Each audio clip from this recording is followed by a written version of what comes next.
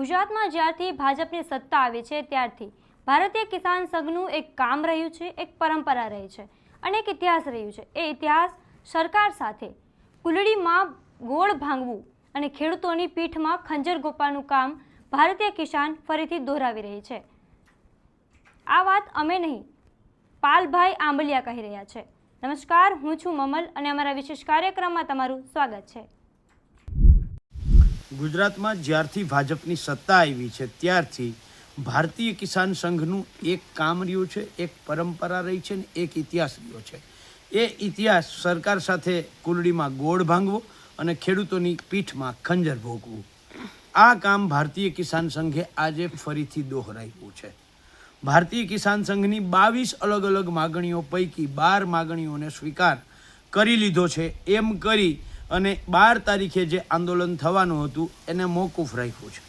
આવી જાહેરાત હમણાં મેં જોઈ ત્યારે સવાલ એ થાય છે કે જે મુદ્દાને લઈને આંદોલન ઊભું થયું હતું કચ્છમાં, વાંઢિયામાં વીજ પોલના પ્રશ્નને લઈને, અને આખા ગુજરાતના ખેડૂતો બહુ સ્પષ્ટ માગણી કરે છે કે વીજ પોલ દીઠ ઓછામાં ઓછા 2 કરોડ રૂપિયા આપો અથવા તો 2013ના જમીન સંપાદનના કાયદા મુજબ માર્કેટ ભાવના 4 ગણું ખેડૂતને વળતર આપો। તો શું આ માગણી સંતોષાઈ ગઈ છે? તો જાહેર કરે કે આ માગણી સંતોષાઈ ગઈ છે, સરકારનો લેખિતમાં જાહેરાત કરે। બીજું 22 માગણીઓ પૈકી મુખ્ય માગણીઓ જે ગુજરાતની હતી એ માગણીઓનો તો ક્યાંય સમાવેશ જ ના થયો।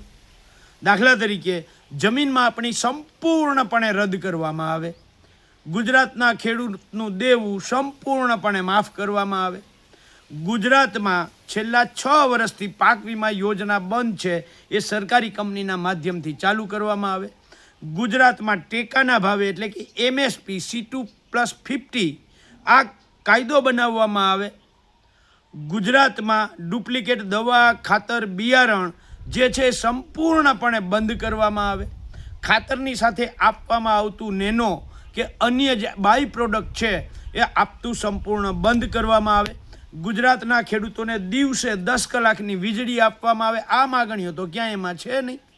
માત્ર અને માત્ર કુલડીમાં ગોળ ભાંગવા માટે સ્ટેમ્પ ડ્યુટી ને આવી ન જાણે ક્યાંથી કેવી કેવી માગણીઓ ઉપાડી અને સરકાર સામે બેઠક કરે છે અને મુખ્ય માગણીઓને બાજુએ મૂકે છે અને ખેડૂતોમાં જે દેવા માફીને લઈને એક આવેગ ગુસ્સો ઊભો થયો હતો, જે આ વીજ કંપનીઓ સામે જે ગુસ્સો ઊભો થયો હતો, એ ગુસ્સાને કેવી રીતે શાંત પાડી અને સરકારને બચાવવાનું કામ એટલે ભારતીય કિસાન સંઘનું, ભાજપની ભગીની સંસ્થાનું, અને આ જ કામ આજે ફરીથી ગુજરાતના ખેડૂતોની પીઠમાં ખંજર ભોંકવાનું, ગુજરાતના ખેડૂતો સાથે દગો કરવાનો અને સરકાર સાથે કુલડીમાં ગોળ ભાંગવાનું કામ ભારતીય કિસાન સંઘે કર્યું છે।